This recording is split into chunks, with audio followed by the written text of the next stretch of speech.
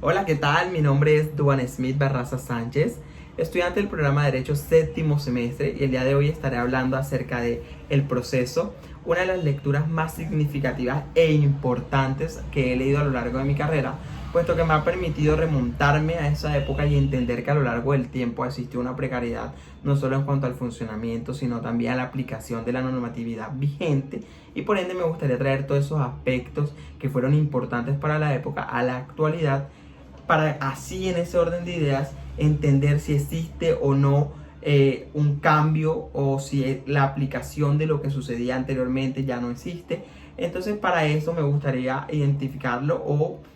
demostrárselos a ustedes que me están observando en unas preguntas. Inicialmente, el desconocimiento de la ley te exime responsabilidad. Pues a lo largo del tiempo, en la lectura se evidenciaba como Joseph Cave fue acusado y, sin aún tener conocimiento de la conducta punible, vivió un proceso desafortunado que lo llevó incluso hasta su muerte, y eso sigue sucediendo actualmente. Pues a lo largo del tiempo se ha identificado que la ausencia de responsabilidad no va enmarcada que tú no conozcas o que realmente ignores el hecho de que una conducta sea o no punible.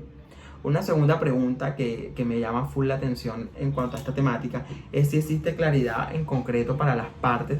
acerca del caso.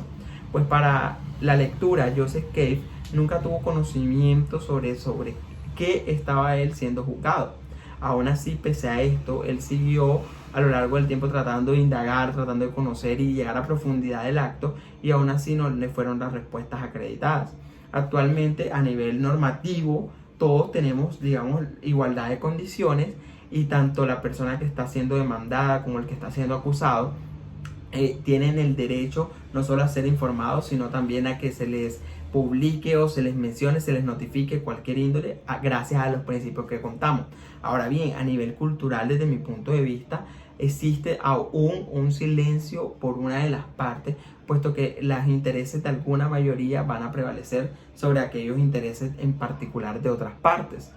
Así pues, una de las condiciones o de las preguntas que también me llevó a hacer una comparación entre lo que sucedió y sucede actualmente es si existe un interrogatorio racional, y eso me parece muy importante y me quiero detener un poco aquí. Y es que a lo largo del tiempo sigue sucediendo. Las preguntas no han perdido o no han, digamos, nos han entrado en decadencia, puesto que digamos que estas son las que nutren un proceso. Es necesario indagar toda la investigación necesaria, es necesario que las partes puedan informar, puedan dar todos los detalles en concreto sobre la conducta punible. Y eso ha permitido que tanto en el pasado como en la actualidad, digamos que las conductas punibles puedan ser llevadas desde un interrogatorio racional que no sea, digamos, favoreciente para una de las partes, sino para todos en general. En ese orden de ideas, me gustaría también detenerme en tres pautas muy importantes acerca de la lectura, y es: si afecta a la salud mental la investigación de una conducta punible; 2, existe corrupción al momento de tomar decisiones legales durante un juicio; y 3, si existe o no una defensa válida y justa para las partes. Desde mi punto de vista, y después de finalizar la lectura del proceso, sí hay una afectación directa a la salud mental, un proceso de estos, puesto que tú como ser humano necesitas establecer si eres o no culpable, y eso te va a llevar a enfrentarte a situaciones, a pensamientos, o incluso a recuerdos que difícilmente vas a llegar si no tienes ayuda profesional. 2, existe corrupción.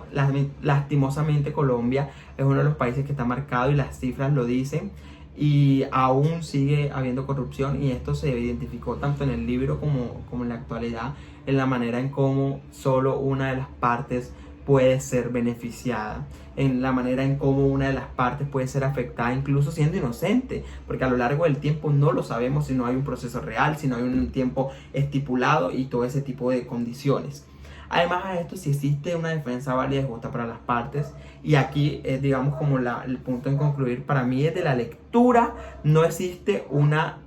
justicia válida, no existió una justicia válida bajo ninguna circunstancia, puesto que Joseph K. fue lastimado, fue transgredido, se le vulneraron todos sus derechos y aún así terminó en la muerte. Actualmente, y eso es muy positivo para Colombia porque vamos por muy buen camino, es que la Constitución de 1991 ha permitido muchos avances y dentro de eso es un debido proceso que realmente garantiza y que le permite a todas las personas en general que todas sus respuestas sean otorgadas. Así pues, no dudes de leer esta lectura y por favor dale like a mi video. Muchísimas gracias.